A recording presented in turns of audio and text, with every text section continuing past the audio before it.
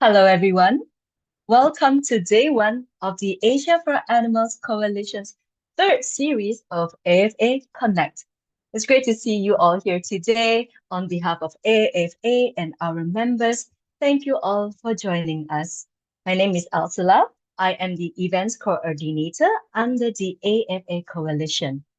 As we begin, let's take a moment to cover some important housekeeping matters, and this will just require a few minutes of your time. First and foremost, this event is being live streamed on YouTube and will remain there for people to have the opportunity to watch later. The link to the YouTube playlist will be shared via email after the event.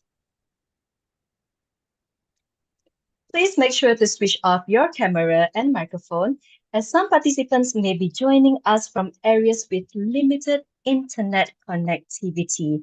So just keep cameras off so we can improve their streaming experience.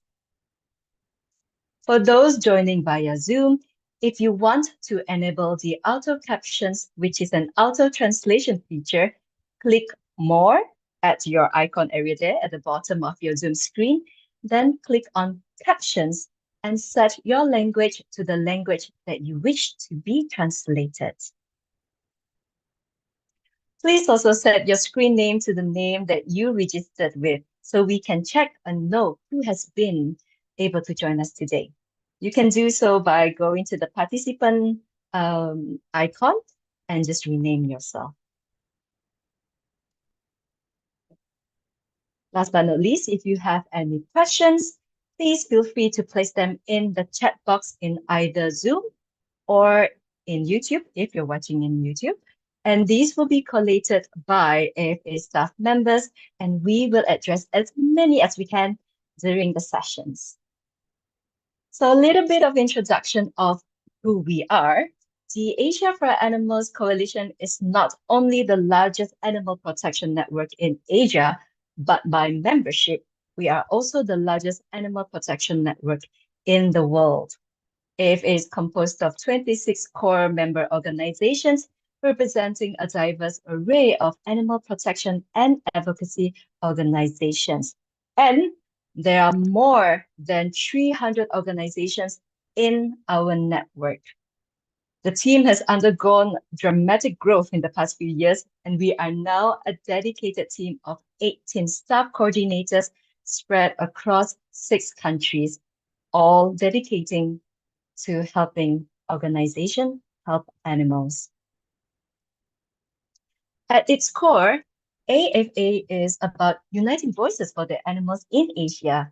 We help organizations collaborate in various ways, for example, in investigations, campaigns, or in reports. We provide a platform for sharing of resources, knowledge, and experience. And we are also a central point for networking and connecting. Thus, the movement to help animals is stronger when we are united and when we collaborate. By working together, we can be more efficient and have a bigger, better impact. In order to concentrate on specific areas of interest, the AFA organizes 7 working groups. These groups allow our members to collaborate on various aspects of animal advocacy, such as social media, animal cruelty, policy work, capacity in animal protection, and issues facing farm animals, macaques, and sanctuaries and rescue centers. Now back about Connect 3, the theme this time is called The Power of Community, Sharing Skills, Experiences, and Resources. The event is spread across 2 days, today and tomorrow, and guest speakers will share experiences and resources from years of working on their field, either on the ground or on policy levels, all to create a better future for all animals. Today will consist of 2 sets of concurrent sessions. First, in the main room, where we are at now, the Sanctuaries and Rescue Centers Coalition, also known as SARCC, SARC, We'll have the expanding your mission and reach. How did well-known sanctuaries, rescue centers, and wildlife advocacy organizations grow into welfare and conservation powerhouses? At the same time, in the breakout room, under the Farm Animal Coalition, here as FAC, we have the photojournalism for animals, tips for the best photos for your campaigns. And after the break, which we will have at 3:40 GMT plus 7, we have the AfA Coalition bringing you tackling burnout in the Animal Advocacy sector, here in the main room. While in the breakout room, we have the AfA Policy Coalition, here known as APC, with the session Conservation Policies facilitating national and international efforts in Asia. So you can see that we have rooms, and you may wonder, like, how do I go to that room? How do I move to that room? And here is how you do so. You can find the icon breakout room at your Zoom panel at the bottom, or it depends where it is in your setup. Look for the word breakout room. If you cannot find it, there's the 3 dots. Click on it and you'll be able to find breakout rooms. So click on that breakout room icon, click on the word join for breakout room number 1, and that's how you move to that room. And if you want to leave that room to head back to the main room, which is here, you can just select leave room. Ladies and gentlemen, without further ado, I would like to invite you to make your way to the session that you would like to attend. So to attend the Farm Animal Coalition session, FAC, please head to the breakout room immediately. And those who would like to attend the Sanctuaries and Rescue Centers Coalition, which is the SARCC here, please remain in this room. If you need any help to move to the breakout room, please let us know in the chat and we will help you to move. Please make your way now. We'll have some time for this transition to happen. For those who would like to attend FAC session, please head to the breakout room immediately.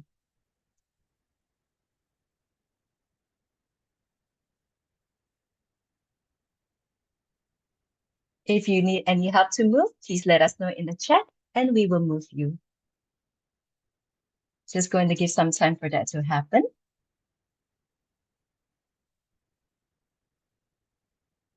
All right, I think this is good.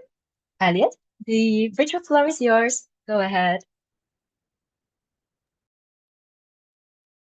Hello, everyone. It's wonderful to see so many friendly faces joining us here today. So hello, and welcome to our session. In my conversations with sanctuaries, rescue centers, and conservation advocates across Asia, I have often been asked, how did those well-known organizations at the forefront of wildlife rescue and conservation grow from humble beginnings to now be making immense impacts for animals in welfare and conservation across Asia? So today we'll welcome 3 incredible speakers who will share their perspectives and lessons on how their organizations grew to be powerhouses, powerhouse nature advocates and catalysts for change. But first, let me introduce myself. My name is Elliot Carr, and I'm the lead coordinator of the Sanctuaries and Rescue Centers Coalition, an AfA working group committed to helping organizations help wildlife. Over the next hour or so, we'll welcome 3 speakers, and then we'll invite them for a Q&A session where you joining us from home or work today can ask questions by popping them in the chat, and our amazing AfA staff will make sure they get to us.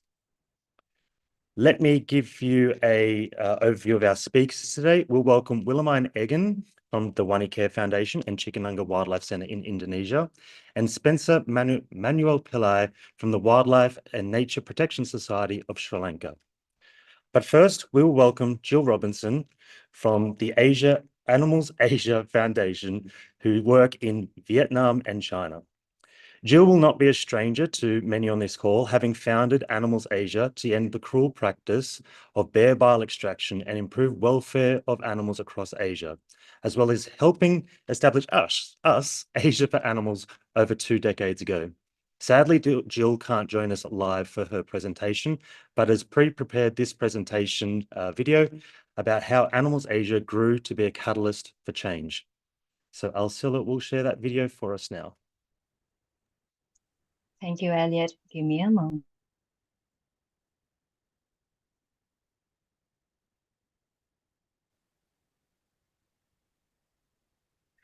Hello, Elliot. Hello, everyone. Asia for Animals Conference. It's wonderful to speak with you. And by the time you see this, I think I might be 39,000 feet high because I'm just on leave and Elliot's given me permission to record this ahead of time. Hopefully I might have landed to answer any questions, but again, it's a pleasure to chat with you all and talk about expanding our mission and our reach. And I just hope this is helpful because so much has changed over these years in terms of, NGOs and setting up foundations. And I thought I'd start right at the beginning. My mum died when my sister and I were babies. She died of septicemia, which is actually the disease that over the years has killed several of our bears on the bear bar farms just after we've rescued them or we've had to euthanize them. So it's almost like coming full circle, and plus the fact that, ever since I was a kid, I've loved animals, even before I could say the word animals, especially bears, of course. I met John and married him, and we lived in Hong Kong when he got a job flying with Cathay Pacific. And it was very quickly after that I met someone called David Dawson that was working for the International Fund for Animal Welfare, of course, loving animals. I just said to him, just tell me how I can help. And he took me on. And before my feet touched the ground, I was already out there in the field of China, Vietnam, the Philippines, and South Korea, doing undercover investigations of the live animal markets, of the traditional medicine markets, cat and dog meat trade, etc. So I was really cutting my teeth then in the animal welfare arena.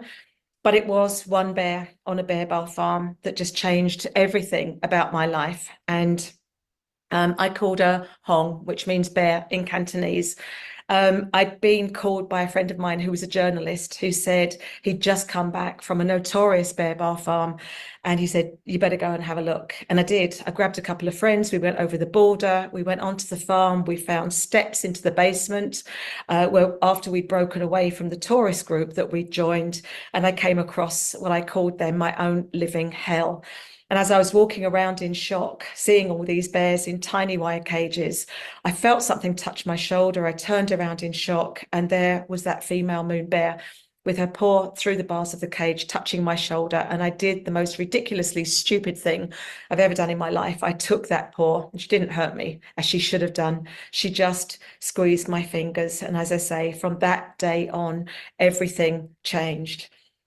Someone else that changed my life as well was this woman, Virginia McKenna, Dame Virginia, who was co-founder of the Born Free Foundation. Actually, I fell in love with Virginia when I was 8 years of age, and I was watching the film Born Free. And 30 years later or more, I was to meet Virginia in Hong Kong when she came out to investigate the notorious Lai Chi Kok Zoo. And just again, as soon as I met her, it was the most amazing moment of my life, and we became good friends. And it was in 1997 when I phoned her, and I was just struggling so much about wanting to set up my own organization to really address the bear farming industry. And because I could just never forget that time on the bear bar farm since 1993. And I was just asking her what I should do. And I was expecting her to say, well, you need to think about this, you need to do that, da, da, da. All she said was 3 words, just do it. And so really, again, because of Virginia, I just did it. And because of her and because of that bear Hong, over the last 26 years, we've managed to save nearly 700 bears, and we've been able to do a whole bunch more since. But let me go right back to the beginning, because this is, I think, where, hopefully we can offer some advice. But again, things have changed so much that, things have, it just, I don't know, just working in an NGO is inspiring, but I think we just always need to keep our feet on the ground, and we need together to consider what do you need to do to be the most successful NGO and to really commit to what you set up for in the first place. So first of all, there was Gail, who was our professional vet. And then there was our husband, Boris, who we called the fixer, because he could just turn his hand to anything. And these are all the founding members. There was myself. I was, the Jill of all trades, if you like, but definitely the master of none. And then John, my husband, sadly, he passed away a few years ago. We'd actually separated in the year 2000, but he continued to be our chairman and my champion personally as well. And then there was Winnie, who was heading up the Dr. Dog program. So there were 5 of us that started Animals Asia. And I think even then we realized that we needed true professionals in this organization. Certainly finance. My gosh, what I knew about accounts, you could write on a postage stamp. So we very quickly got a finance director, and legal as well. Really, really important. There's so many occasions, so much where we need legal help, and have done over all these years. And so both of those 2 areas, people crunching our numbers and keeping us safe. And then, of course, we needed to really hone down on what were our core subjects. What did we want to focus on? Of course, we knew it. We knew the first one, ending bear bar farming in China and Vietnam. But also, we had all of us an affinity for ending the consumption of dogs and cats, and also, of course, ending the suffering of captive wild animals. And here was where our amazing Dave Neal came in. Of course, someone known to all of you, because he is, of course, now the chair of the Asia for Animals organization. But Dave came to us, I think, way back in 2001. And we are blessed to have him this day as our director of sentience and animal welfare as well. So, we were on our way, but what we needed, of course, to set up as an organization was our board, and we needed to set up a strategic plan. And it's really important to set up the best board that we can, because our board is our boss. And we've been so lucky. We've deliberately, since the start, had a very small board. We've got 6 members working with us. Today, there are so many resources to set up and interview and recruit your board members, so that you're really bringing on the best people that you can. For us, of course, and I guess for every NGO, it's a board that keeps you safe, a board that doesn't micromanage, because you've already got the experts working on the ground, and our board knows that. But again, they are so sophisticated that they know too that how they can use their skill sets in, again, keeping us safe. So it's figuring out, are your board members proficient maybe in finance? Do they have connections in the community that they can introduce you to high net worth supporters, for example? What do they know about fundraising? What skills do they have that they can help you? The next thing that we realized, I think, over the next few years, is that we needed to really develop a strategic plan. And to this day, since, we have strategic planning meetings just to keep us online and on track. But in those days, it was very clear that we needed more help. And it was actually in 2007 at the Asia for Animals conference that we met someone called Kerval Skinnerland, who came along to the conference. This was the one in India. And it was just by serendipity, just by luck, that Annalise, our board chair, and I met up with Kerval, and we said, we're struggling a bit on so many areas. We need some help. And Kerval said, I can help you. I've done strategic planning. Let me give you my services for free. And that's exactly what she did. And there are all sorts of resources out there. I think people that can work on a strategic plan with you to this day. But Kerval was absolutely gold. She said at first, if I'm going to work with you, I'm going to need to do a survey of the entire organization, and you are going to need bloody big shoulders for that survey, because as she said to me, most CEOs, when they agree to have an anonymous survey, when they see the results of that survey, they very often close it down. They shut it down and they go no further. So she said, you're going to hear some home truths that are going to upset you. And she was absolutely right. I said, let's do this. Let's just get out and do it. And I heard feedback where we obviously had bottlenecks in the organization, where decisions were going, just one way. And, Curval was able to educate us that we need to really train our team to be able to make mistakes so that they too can thrive and grow, and so that they can use their own skills to lead areas of the organization that needed to be led by other people, not just those of us at the top of the chain. So we learned so much. We did rearrange our organizational structure. We did develop mission, vision, goals, values, etc., because of that whole uncomfortable planning process that made us stronger than we'd ever been before, and really made us strong into the future as well. From there, we realized that, we needed more professionals on board. So our fundraising team, my gosh, it's worth, paying for these professionals. It might seem a chunk out of your foundation, but for us, we found that these, again, are the people that really know what they're doing, fundraising and communications, of course, as well, because they're going to give you the vital funds that you need because of their professionalism. HR, human resources, IT, exactly the same. Your celebrities are so important. Again, I'm sure everyone's figured this out, but what we realized that, these are the influencers in the organization, and they've got to be selected properly. We can't go out with a celebrity and find they've got a skeleton in the cupboard. So you don't want a celeb going on the stage wearing a fur coat or eating shark's fin soup or something when you've got a function. So we've been so incredibly lucky with our international and with our local celebrities, but we've done our due diligence as to whether they've been appropriate for the organization.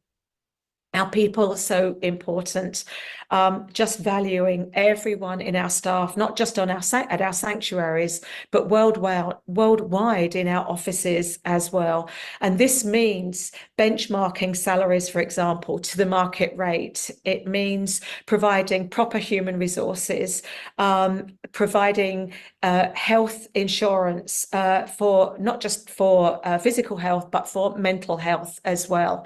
And I know all these things, cost money, but again, it's money well spent, because this is how we retain our staff, because it keeps them safe and it keeps them, confident that they're working for the organisation that really has their back. Capacity building, really, really important. Promoting internally, so that, again, you're promoting through the ranks. And one of those examples was with our vets. We brought on about 6 Vietnam interns and we trained our fantastic vets in Vietnam, trained up our interns to the point that they became junior veterinary surgeons. And now those same junior vets are working in our new sanctuary in Bac Ma National Park in the middle of Vietnam.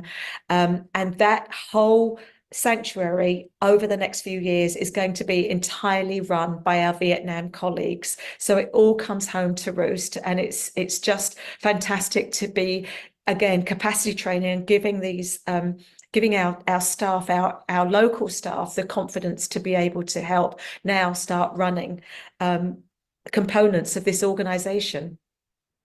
We also embarked on women's leadership programs, and that doesn't mean disadvantaging men at all. It just means bringing in equity across the board. And equity is important. Diversity, inclusion, all these areas are fundamental to the success of the organisation as well. We began to talk about on site at our sanctuaries, what is a man's job? What is a woman's job? And so our horticulture team that used to historically be comprised of men, now it has women being recruited too, because they want to work in horticulture. The same with our nutritional team, usually historically run by women. And now we're introducing men into the teams as well. So, one of the things is just to really just to show that happy people really means happy animals, including, of course, happy bears. And I wanted to show this video, but I think I've run way out of time. So, I will just leave it there, and hopefully Elliot can show it later on at an opportune moment. But again, in our organization, it's being culturally relative and showing kindness in action to people like government officials with whom we know we have to work, we have to grow with over the years, and we have to form a fundamental trust. It's working with stakeholders in the industries where we're working. So in terms of Animals Asia, it's bringing in, programs, working with the traditional medicine community, for example, working with the schools and with the teachers, and growing those herbal alternatives across the country, as we have in 32 gardens. So taking the place of bear bile, replacing it with herbal alternatives and with the synthetic alternatives too, and working with the companies that could maybe help you produce those herbal alternatives, which is what we've been doing, and now being given for free in bear farming communities, where we know feedback through surveys from those same communities that our substitutes are not only as good as real bear bile, but the herbal substitutes are better than real bear bile as well. So again, collaboration with all the stakeholders, including, believe it or not, the bear farmers themselves. And never in my wildest dreams did I think that we would be working or we would be hugging bear farmers as I'm doing there. But again, it's understanding the fact that, when we're working in this industry, people don't like the finger pointed at them. They don't like to be embarrassed or humiliated. And although the government have called for bear farming to end in Vietnam by the year 2026, we realized we were going to get to that goal much quicker if we had the bear farmers on side. And to do that, they knew that the industry was going to end. They knew that they were on notice. They'd made their money, but they also didn't want to be embarrassed by working with an NGO that was going to report them to the media, for example, when bear rescues were made, and was going to embarrass them. So we promised that we wouldn't embarrass them. We promised that we would thank them publicly for having the integrity of giving up their bears, and showcasing them really as being the heroes in the industry too, even though that what they had been doing was distasteful, of course, over these years. So, and that's what's happening. And what we're finding is that those same bear bile farmers are now not only giving up their bears, but they are also telling their friends to give up their bears as well, because they're not going to be humiliated or embarrassed. So all these things come together. And of course, at the end of the day, we are working for our clients, our bears, and making sure that the world knows how much our phenomenal teams in China and Vietnam understand them as well. So, towards the winter months, for example, this is just a snapshot of an example. We know that the bears go into a winter dormant pattern. We know that they're going to want to build huge, great straw mountains to keep themselves snug and warm in their dens. And so it's understanding that some of our bears, like Olivia, they like to build their nests high up in hanging basket beds. Some of our other bears, Marcia, they like to have the wooden boxes and build their nests on the ground. And some of our bears, like Ozzy, bless him, well, it seems he just doesn't have a clue about what he wants to do. Again, until our teams really understand this bear. And what they found out was that Ozzy didn't like to build his nest in a den, but he liked to build it outside in the great outdoors. So again, it's not only about understanding our staff, understanding our bears, but just being there in the thick of an organization that tries to put our values, our ethics, our collaborations, our family, our people, our animals first. And at the end of the day, at the end of the presentation, I just want to let you know as well that we've never forgotten Hong, that first bear that touched my shoulder in China in 1993. And when bear farming does end in Vietnam, in 2026, the very last bear that comes through our door already has a name. His or her name will be called Hong after that first bear in 1993. So again, massive thanks to everybody for staying with us on this talk. It's been an absolute pleasure just to show a little snapshot of our kindness in action for life. Thank you, guys.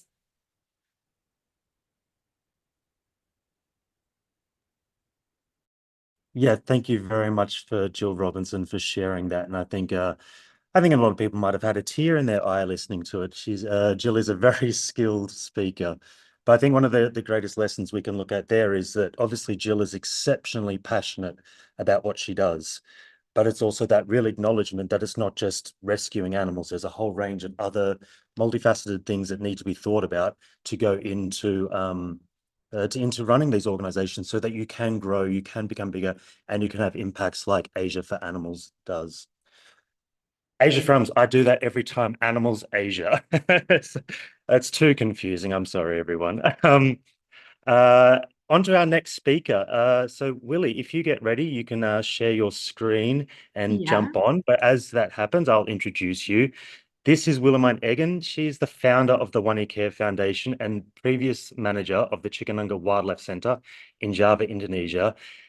And in my opinion, one of the most dedicated and humble wildlife advocates that I know. Today, Willie will share with us the incredible lessons on how her and the dedicated team at Cikananga team not only brought back Cikananga from the brink of closure, but grew the organization to be a vital part of Indonesia's fight against wildlife crime and for the conservation of its wildlife. So thank you for joining us, Willie, and start whenever you're ready. Do you see my presentation now? It all looks perfect. Yeah, the full screen? Yep, perfect. Okay, great. Okay, yeah, thank you for having me here and for today. It's an honor, of course. I feel also a bit overwhelmed, as in when Elliot asked me, it was like me telling about the work we did in Cikananga and we do.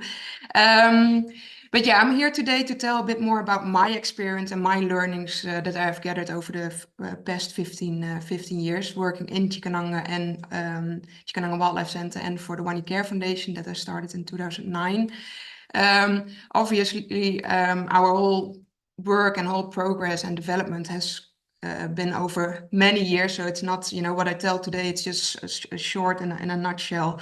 It has taken us many years to be where we are now today, and also now we are of course still developing and learning, and we are not there yet. And before I start, I also have to say I'm not trained as a manager, so I just did it always with feeling, and of course also very important to say with an amazing team behind me and with me. So in Cikananga, but also around Wanicare Foundation, we always had a great team.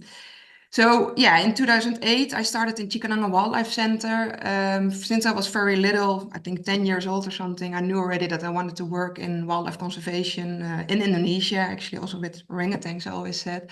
So I've always been dedicated to that, and I've done a lot of volunteer work in Asia. And in 2008, I came for my internship in Cikananga Wildlife Center. At that time, Cikananga was going through a very rough time. Because the main sponsor fell away in 2006, and that was the only sponsor that they had. So for 2 years, they went through a very rough time with no financial resources anymore. And so when I came there, I could see that also. And in 2009, I started to help Cikananga. I started the Wanicare Foundation. With the Wanicare Foundation, we support the rescue center of Cikananga Wildlife Center.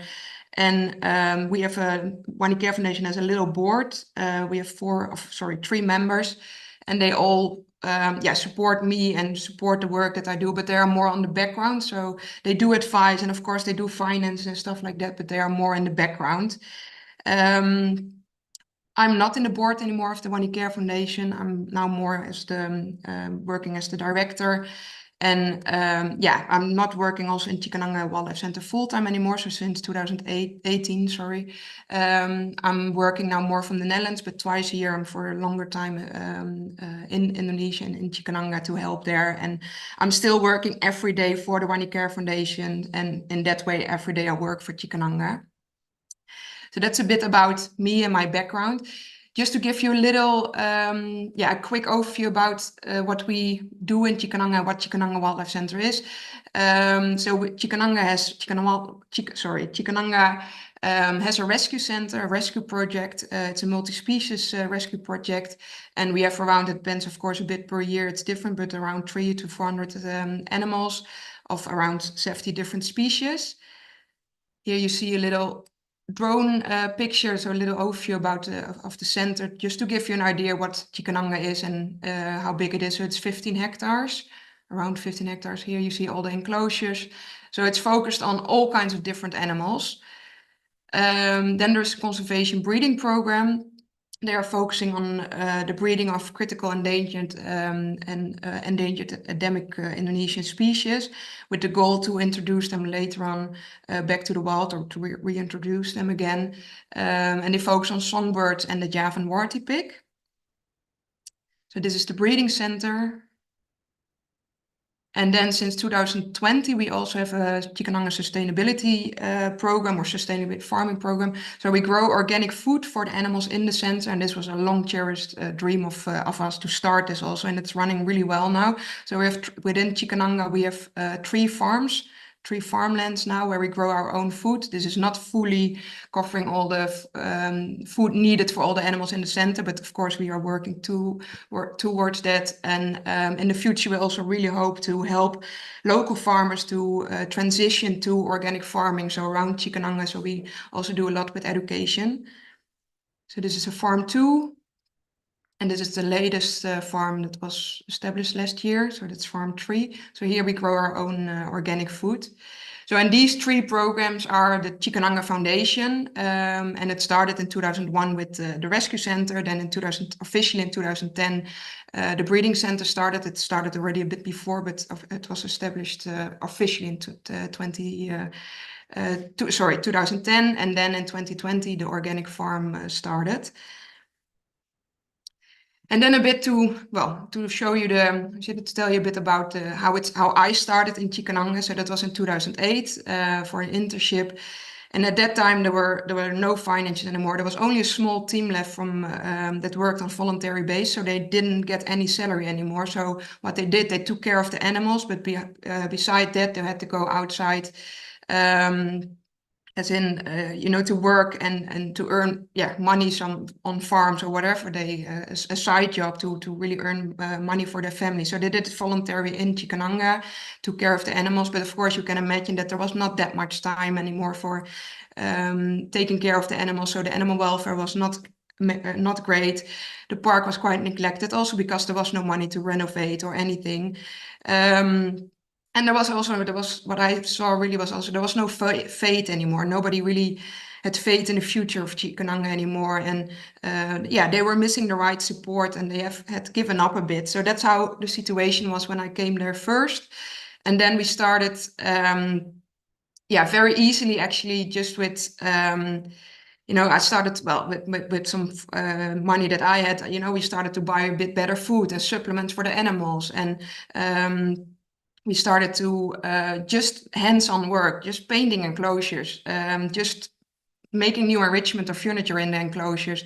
And just by starting doing that, the rest of the team started to follow me, and we started to work really together again. And they started to get motivated, and these small changes that everybody saw, and the progress that everybody saw, that started to make people excited again, and making people motivated again, and to really contribute to the work and everything. And you really saw that it was helping the team to feel good again about their work, and to have a bit faith in the future again. So that's a bit how we started. Just here you see painting enclosures, breaking enclosures down that were not good enough anymore, stuff like that. Very small steps we made, and this resulted in a team that started to have faith again and pick up the work also again. Here you see teamwork, also very important. Yeah, so as I said, teamwork is very important. So building up a team again, becoming one team, and the team feeling was so important for everybody because they were all working individually, just taking care of the animals, and after that they would go home and starting their job to earn money. So bringing back the team feeling was so important to make progress, to really start making changes and everything. So we invested a lot also in that, and also we introduced teamwork again. So twice a week we would do renovate an enclosure or other teamwork, but just what was needed. And this team feeling really made everybody happy again. And also we were celebrating the successes, you know, after teamwork, just having a coffee together and a snack, or I made spaghetti, you know, afterwards. So we would eat together just to have this joy again in being one team, and joy again in the work, and making really big steps in that, you know, to see the progress in the park, and everything would look more positive, and yeah, would look, you know, the park started to look good again also, which also made people change and motivated. So that were the first steps that we took. And then we started to develop schedules, so work schedules and job descriptions, to make it really clear to everybody, this is expected from you, to give structure. Another important step also was the diets for the animals. So we took a lot of time also to invest in the diets again, to give all the animals proper diet. So it was also really on welfare. We focused a lot on welfare also. And another important aspect was also that the managers, there were still a few managers left who also had lost faith in the future. And, you know, they had also side jobs to earn money because they were not getting salary. Also, they had to take on their role again as managers and be an example for the team, of course, for the people under them. So investing in that was also very important. So the managers took on their role again, which made a huge difference also for the rest of the staff. So they started to follow and become more motivated also. And then after, I think, 1.5, 2 years, so as you can see, it took a long time also to get where to get to that point. We started a bit with the second phase, and that was more the strategy forming. So we were looking at how to generate more income. Of course, we were reaching out already to sponsors and everything, but, you know, focusing more on sponsor requests. And also if we had a potential sponsor or somebody who was an organization committed to us, keep investing in this relationship and cooperation, and not so that they would become also long-term. So we have still sponsors from the past that are still supporting us nowadays because we invested in that. And I think that's also very important, to invest in the relationship with your sponsors. We started programs, so like an education program we started again for local people and local students, but also international. So I reached out to a lot of universities and schools, also internationally, to work with. And this also, you know, this generates income, but it also is, of course, awareness and education for those people who are joining the education program. We started a volunteer and internship program, which was also, that was in 2010, which was also vital for Chikananga still nowadays, because it's extra help. We are still a small team, and especially at that time, we had only a few people in the center working. So these extra helping hands made also a lot of a huge difference, you know, in the animal care and the welfare of the animal.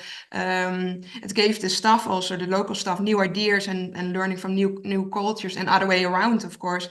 And we invested also a lot of time in reaching out to schools again to get internship students. So nowadays also we have more internship students who are following an education related to our work instead of volunteers. So yeah, which is also great. So they do a lot of extra work also in the center and help us a lot. And of course, this generates also income for the center as well. Next to that, we started also to build up, to reach out more to other organizations. So building up a network again, collaborations. So, for example, we would join events or demonstration, or just to reach out to other organizations again. And but also building the network around us so we could cooperate more with them. So for releases and stuff like that. And not only you know, like helping each other or joining events together, but also for advice. We would ask them for helping with making diets or other advice that we needed in our work. And another important thing, of course, was also to write protocols again and renew SOPs and everything. And so we put a lot of time in that as well, to write all these protocols and SOPs. And of course, next to that, we organized a workshop so that also all staff knew, okay, this is the way we work, and these are our SOPs and the protocols that we are following. This is the way we work, to be also on one line, of course, all together. Here you see the workshop that we had about the SOPs and the protocols. And then after that, it was more, I think a bit of the third phase started. Was more like keeping improving and development. And of course, we are still doing that. That will never stop. So we started more our own programs, so release programs. So we started Java and Leopard program, the Hornbill and the Eagle, Otter program. We started the sustainability program, the Farm. And these programs, of course, help the center to professionalize, but also, for example, that we were less dependent on other release projects who are often full as well. So it was very important to start also our own programs and expand our work. Next to that, of course, we focused a lot on professionalization and collaboration. So we invested a lot of time and also funding, of course, in improving animal welfare. So making enclosures better and the release programs, but also the whole rehabilitation process. So invest in that, like how can we make this better? And also, again, starting to work again and collaborate with other experts and ask them also for advice, so that we could learn from that. Also, of course, very important, team expansion. Getting more people involved, getting more experienced professionals on board, which makes also a huge development for Chikananga and for the whole center's work. Another very important thing was also, of course, website certifications. And then I mean mainly for Wanicare, we did that a lot. So trying to get the right certifications, also to get more trust from, potential sponsors or donors, things like that. And invest in, of course, in the website as well. Social media is also a very important point to get people on board, of course. So that was a bit of the third phase, and still we keep on developing and we keep on improving and learning. We did that then, but we are still trying really to invest in that to improve and to get better and better every day.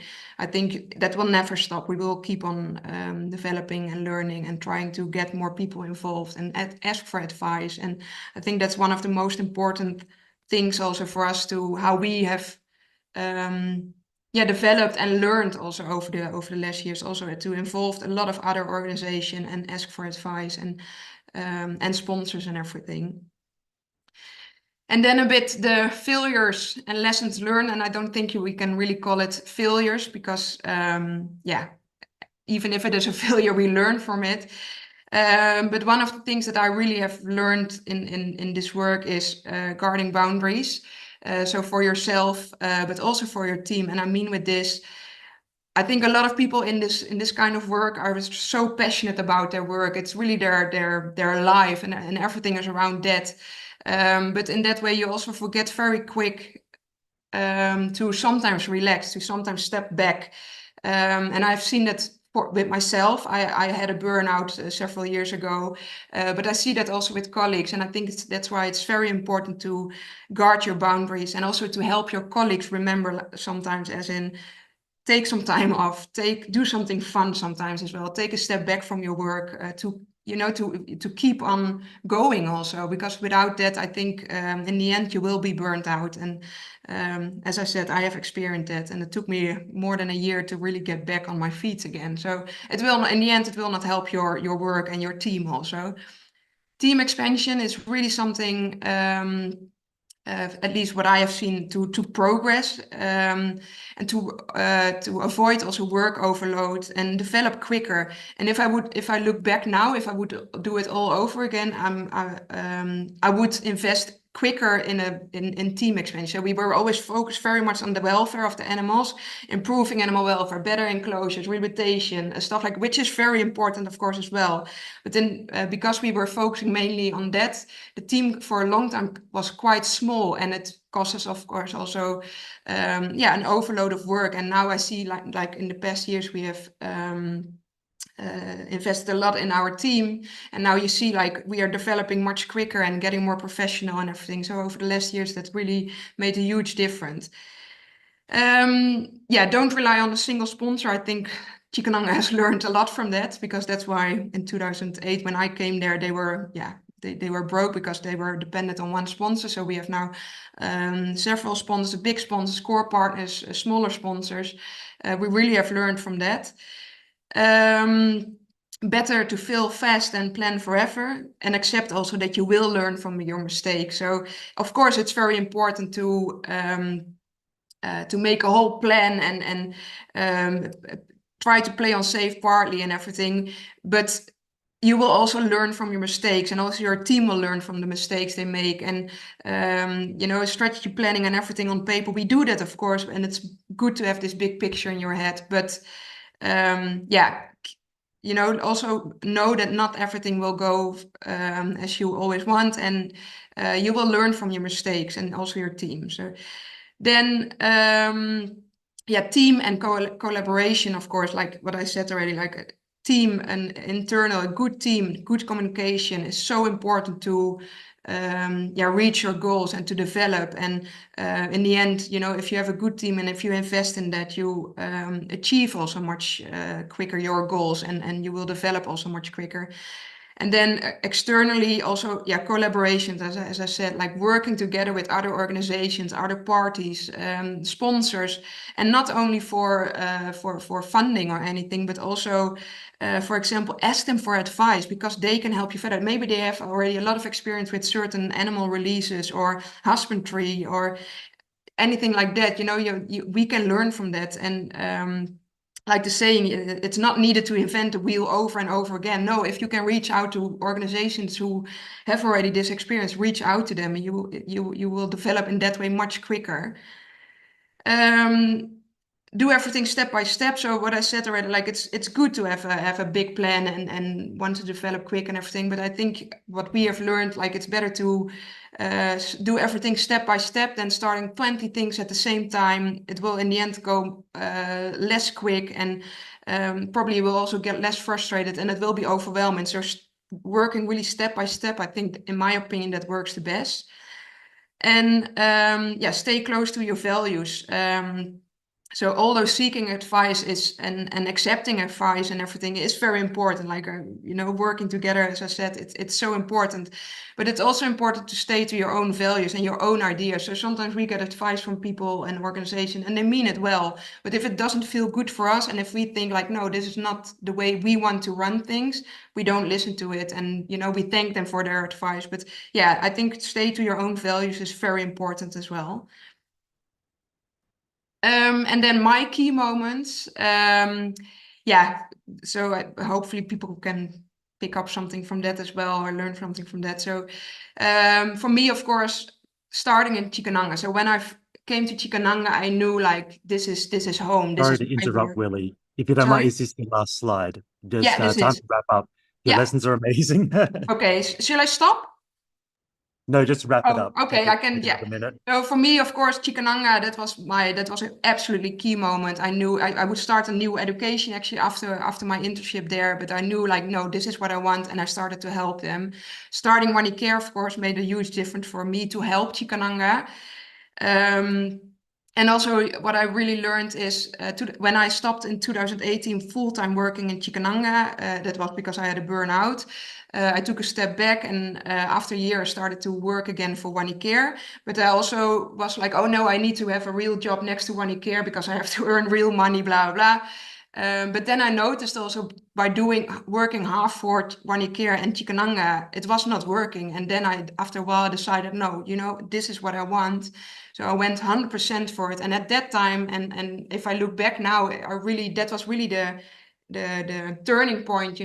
After that, a lot of things for Wanicare, also in the Netherlands, started to grow. And so I think yeah, going for 100% for your passion and for your work, it really brings you further. So yeah, that was also a key moment for me. Yeah, that was it. That was my presentation. Thank you. Thanks, and yeah, let me know if there are questions. Thank you so much for that, Willie. Yes, if anyone has any questions, pop them in the chat.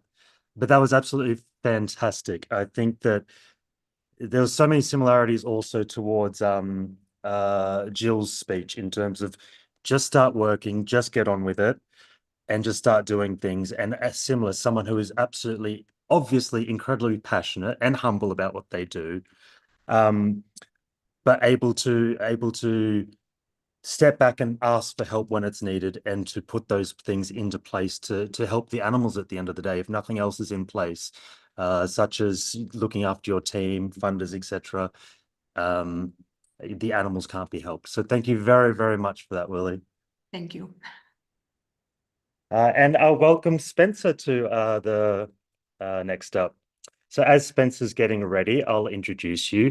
Spencer Manuelpillai is not only the current committee member, but also former General Secretary, Vice President and President of the 130-year-old Wildlife Nature Protection Society of Sri Lanka. But his probably most esteemed position is a dedicated and passionate wildlife lover. With a communications background with global businesses like Dilmah Tea, he has brought his specific skill set to help wildlife by re-energizing brand communications with effective PR campaigns. And today we look forward to hearing the lessons from Sri Lanka's conservation movement. Thank you so much for joining us today, Spencer. Thank you, Elliot. Can you guys hear me? Perfectly well. And your presentations looks good too. Okay. Good afternoon, everybody. Good evening, wherever you are, whichever the part of the world you are in. The Wildlife and Nature Protection Society is a 130-year-old conservation body. We also happen to be the third oldest such body in the world, just after Sierra Club and the Bombay Natural History Society in India. Being the third oldest, it also gives you a fair amount of responsibilities in the country that you operate in. And we've been responsible for the setting up of the national parks, 2 of the very key national parks in the country, and also were instrumental in doing the legal aspects of the conservation laws of the country called the FFPO, Fauna and Flora Protection Ordinance. We were also partly responsible in setting up the Department of Wildlife Conservation, which is the ultimate authority now in the country for the wildlife management. We work extremely closely with them, being the foster parent of them, and also to ensure that some of the conservation objectives are met in the country. We are by far the largest and the most active conservation group in the country. The General Committee of the Society has 23 voluntary members. The great part of the society is the fact that we draw resources from multiple disciplines. And it's a coalition of these different backgrounds and expertise and the skill set that brings us together. And the society has multiple subcommittees. I don't want to bore you with the entire list, but some of the key ones are like the legal subcommittee, where we take on, it's headed by naturally a lawyer who is supported with voluntary members to take on any legal matters, which is always the last resort when it comes to conservation issues in the country.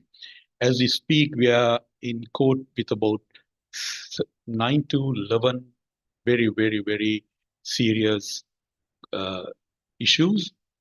The latest being where we are taking on the government to stall installation of a wind power project, which is cutting right across a bird fly zone in an island called Manna up in the north. The rest of the subcommittees involve very, very, very specific areas. The interesting part is the fact that we start from the wild kids, which has members from the age of 4 to 12, Then the youth wing takes on from there, and the youth members are up to the age of 30. And after which, naturally, once they reach the age of 30, they then become the members of the general society, the WMPS general. Being a 130-year-old organization, we have third, fourth generation members in the society, which also helps us to retain and maintain the true conservation values that are required and to stay on course. Some of the disciplines that the picture that you see right now is the 23 voluntary members in the general committee who take care of the management of the society on a day-to-day basis, absolutely voluntarily. So we have people from chemistry background. We are the former chairman of the Employee Trust Fund Board. He was the managing director of several manufacturing companies. Then we have research scientists who study evolution, molecular studies, biology. We have the chairman of the CIMA, which is a financial body. He heads the regional thing. We have conservation administrators, communication expertise, accountants, bankers, senior lecturers in some of the universities, IT consultants, architects, wildlife photographers. So you see a fairly very, very, very diverse expertise that comes together. One of the greatest things about Sri Lanka is that the network you have. I mean, 9 years ago, the society was running on an annual budget of 3 million rupees. Currently, we exceed about 300 million rupees, which is a phenomenal growth. Most of it was brought in by the rejuvenation of the society, the general committee. About 8 years ago, the average age of the general committee member was 79 years. In the last few years, we've been able to draw fresh blood, young blood, and manage to bring that down to about 56 years now. The objective in the next 4 or 5 years to try and bring it down further, simply to bring in fresh blood, new thinking, being a fairly old society of sorts, it's important that we evolve with the current requirements. When it comes to the funding, this is an area that I would like to stress a little bit further. Like I mentioned, 9 years ago, when you're running on an annual budget of 3 million rupees, like one of the former speakers just mentioned, we were absolutely dependent on 1 or 2 sponsors, right? And when one of them pulled the plug on you, the entire activities of the society comes to a grinding halt. In the last few years, we've been able to overcome that, again, using the personal contacts, expertise of the general committee to build the network, bring in a fairly very, very high profile corporate sponsors. Also, what happens is when you prove yourself, being such a very small country, when you prove yourself in delivering value for the sponsors' trust, the word spreads. So by which we've now expanded practically every single private commercial bank in the country supports an initiative. The largest corporates in Sri Lanka supports a very, very long-term conservation project on research that we are carrying out for the conservation of the Sri Lankan leopard. Likewise, we have my own company, Dilmati, which supports us in multiple efforts. We have Sri Lanka's largest garment manufacturer and exporter. When you associate and deliver value to such big corporates, it has a great spillover effect, which helps us to bring in the much needed funds to fight our conservation effort in this country. If you look at the ecosystem of the WNPS, I could very broadly classify them into 4 different focal points. One is a species focus, where we focus our attention to some of the endemics in this country, on the ecosystem, and the citizens and communities, and the platform initiatives. Ecosystem area is something that we've been focusing very, very heavily in the recent, I would say in the last 3 years. One of the key factors that we've been able to bring about is private land contributing towards connectivities. The subsidiary of sort that we set up under the name Plant, their focus is on conserving some of the critical wetland areas where we have about 60% of our endemics in the country. Some of those lands, through partnerships, buyover, we've been able to make connectivity, building corridors. It's a very, very long-term plan, but eventually, as at now, the society in managing over 2,000 acres of private conservation area.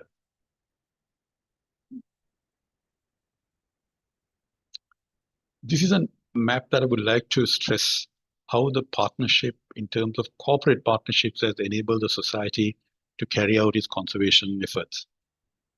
Every single initiative that we've been able to come up has a direct sponsor, a direct partner who supports us financially. And each partner takes care. In terms of management is basically the staff management, and the resource management is basically based on project base. So each of the project, we have a corporate partner who takes care of the staff requirement, the overheads, all the other operational requirements for each of these areas. Just to give a little insight in the 4 broad areas, the kind of the funds that we have raised in the last 12 months speaks volumes. Just to, again, just to wind up, to show the kind of return that we give our partners. This is just one of the partnerships I've just taken as a case study to show what we give out in terms of the return to the sponsors. The monthly lecture that is supported by the Nation Trust Bank, there is, if you look at the return on investment from the bank's point of view, their monthly commitment works out to around 275,000 Sri Lankan rupees. But the kind of exposure that we ensure that the partner receives exceeds over ₹1 million. That's a kind of, end of the day, being a corporate partner, although they wholeheartedly support the conservation efforts, they are responsible in accounting and showcasing what the kind of returns they derive from their initiatives. So the kind of return that we provide for our partners speaks volumes. That builds a confidence for continuity. Particularly if you look at this as a case study, Nation Trust Bank has been supporting the monthly lectures for the last 8 years continuously. And the sort of the renewal of the agreement happens automatically. Because the kind of confidence they have built about the program that we run for them and the kind of return they receive. Yeah. Just to wind up, there are 5 opportunities that I like to basically open out to the listeners here, right? We invite even friends living overseas to join the society. You can just click on our website and join as an overseas member. Contribute your talent. We are looking for overseas expertise on content. Join any of the subcommittees. Introduce us to any partners, sources that we can work overseas. And of course, help us raise funds. That basically covers a short presentation, Elliot. I'll leave it at that. Thank you so much for sharing all that with us, Spencer. I think, again, to follow through between Jill and Willemijn's presentation is the fact that having a staff, a support base, a board that has an incredible amount of different skills is really, really important to acknowledge what you don't know and to also bring that on so your organization can grow. Yeah. And I think And I'll welcome Willemijn onto the call before I ask this question. I believe Jill Robinson has also been able to join us. So Jill, if you're there and able to speak, please turn your camera on as well and join us. And thank you for coming on. But I think, hey, Jill. Hi, guys. I think one of the most amazing things you said there, Spencer, was one of the most big takeaways I took. And for those who don't know, I'm based in Sri Lanka at the moment and met the amazing team there at Wildlife Nature Protection Society in Sri Lanka last year. One of the most amazing things to see is in that corporate graph is the vast majority of your sponsorship from corporations comes from within. It comes from within Sri Lanka. Like, you're not relying on international donors. So to start with you and then to ask the others, we get this, so sorry again, we get asked this all the time by our members, how do we get corporate engagement? How do we get corporate sponsors? How do you start those conversations? Do you have any advice about how you might reach out to an organization and go, hey, we're doing something that aligns with your values, give us money or support us in our efforts? Do you have any advice for that? One of the critical things in Sri Lanka is the school network that we come from.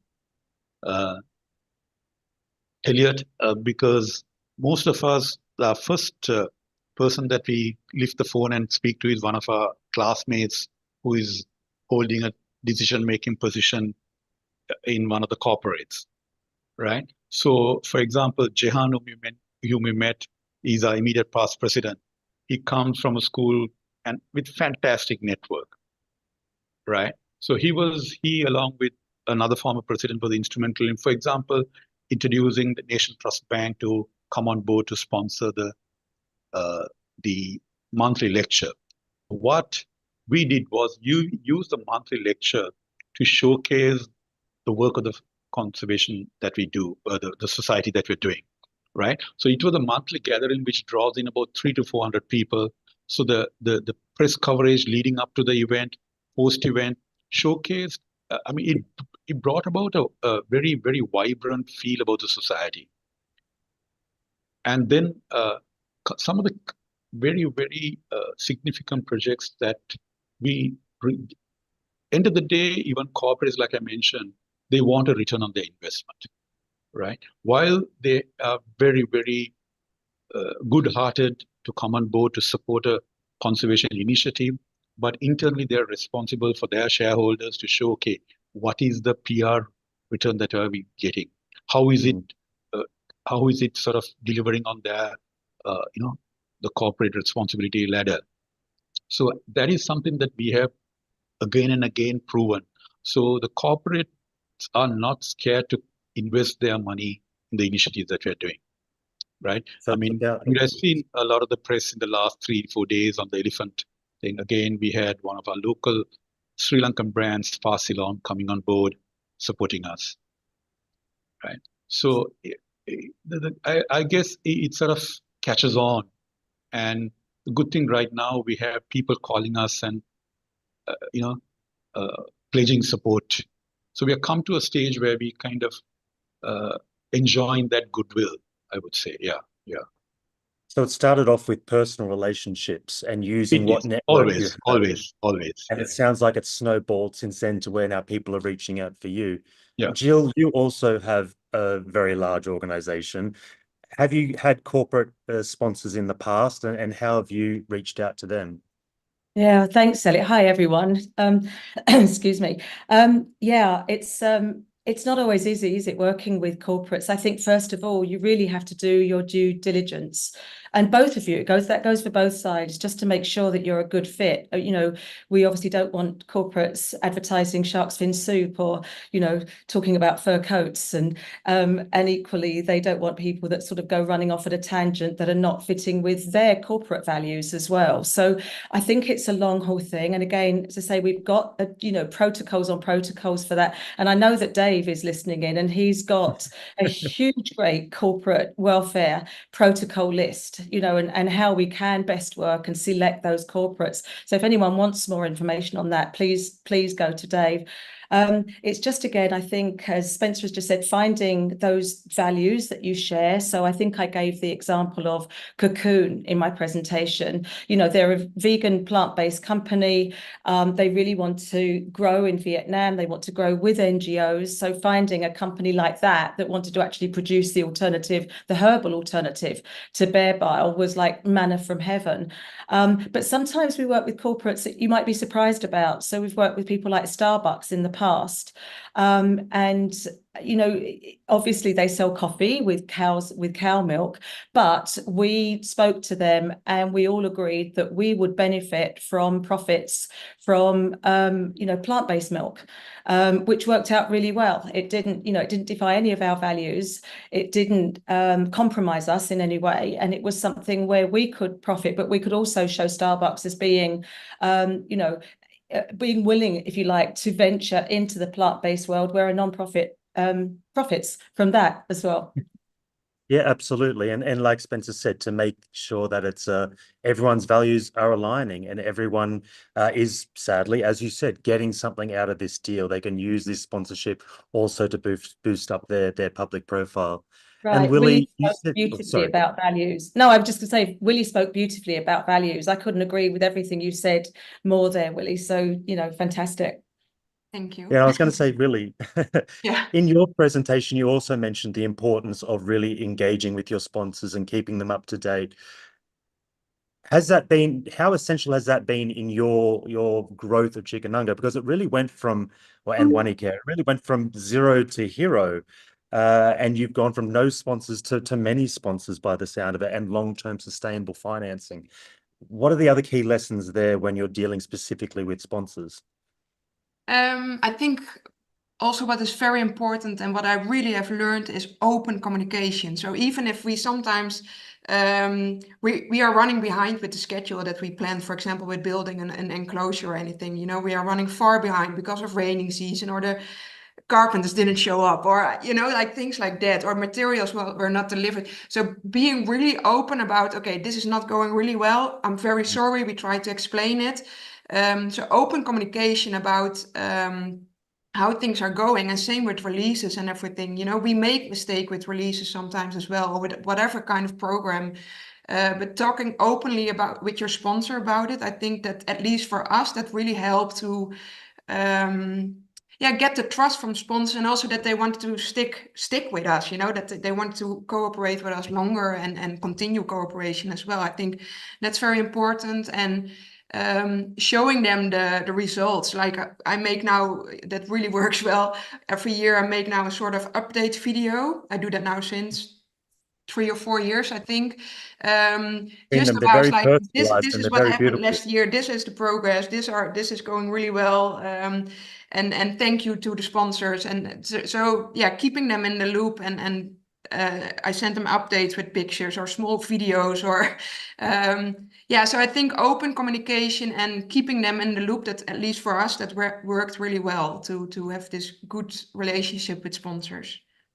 Yeah, and I've heard from other members who have tried to reach out to corporate engagement. You might email 2 dozen, 3 dozen, 4 dozen if you don't have a personal relationship, and there's a lot of rejection in there. Yeah. But if you keep going and you really align your mission and your vision to something in their company, it should be able to hopefully come off. Like it's really challenging. I've seen many small organizations really battle at that small phase, but you three are fantastic examples of how pushing through gets you to grow your reach and mission. We had a question from an audience member to change tack a little bit. We've got a couple minutes before we have to close up. How can people with a corporate background get into the non-profit sector? This person said even though they've got many, many years experience at a senior marketing level, they're finding that non-profits are looking for marketeers with non-profit experience. It seems difficult to enter this space. Surely their experience must be valued in many different, equally transferable, like Spencer, for instance, with Dilmarti, like his main role is with Dilmarti. So how can we get people to be more involved in this, and what tips would you have for that person to start to get involved here? Maybe Willemijn, I'll start with you if you've got any insight into this. Yeah, I think those people can bring a lot of value to your organization because of their background so yeah, I would say maybe talk with the organization, tell them what you can do and what you want to. And I don't know, maybe that's the wrong approach, but at least that's how I always worked, as in start on a voluntary basis, and then hopefully you can grow from that into organizations, and in the end you can have hopefully a sort of a paid job. But so maybe offer your help as a volunteer, like this is what I can do, I really would like to help, and then from that you can grow. But I think yeah, I personally I would think like you can bring a lot of value to those little NGOs and everything, especially with, for example, if I look at my NGO, we have a lot of passionate people about animals and wildlife conservation. But for example, my husband is very into marketing. Well, we are very happy with him, although he has no background with animals. I'm very happy that he is now involved and doing all the marketing stuff and the websites and everything, because I cannot do that. So yeah, so I would approach it like that. So maybe offer your help as a volunteer first. Yeah, Yeah, I and think thank you for that, balance, Willemijn.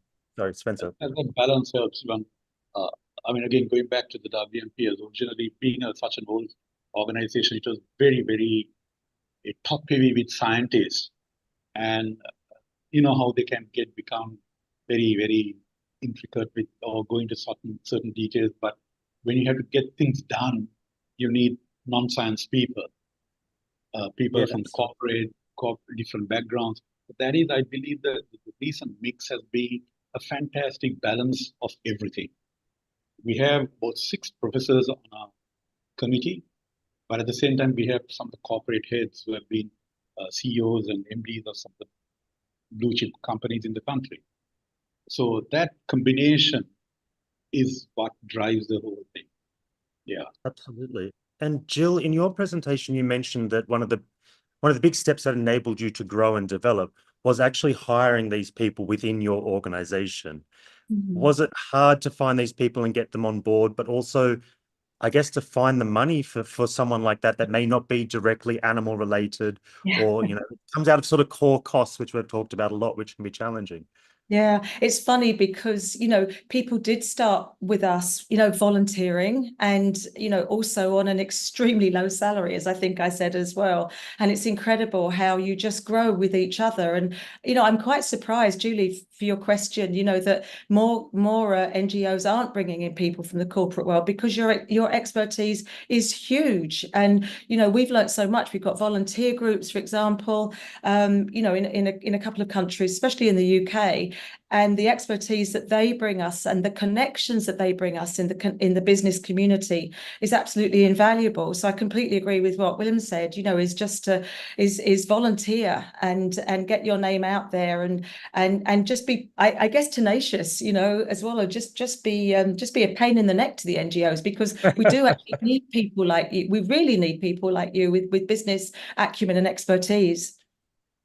Thank you so much for that.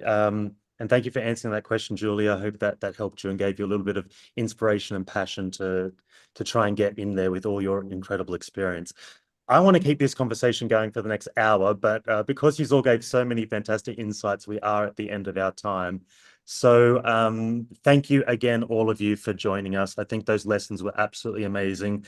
And this will go up as a resource that we can share as part of Asia for Animals in years into the future. So really, thank you all so much for joining us today.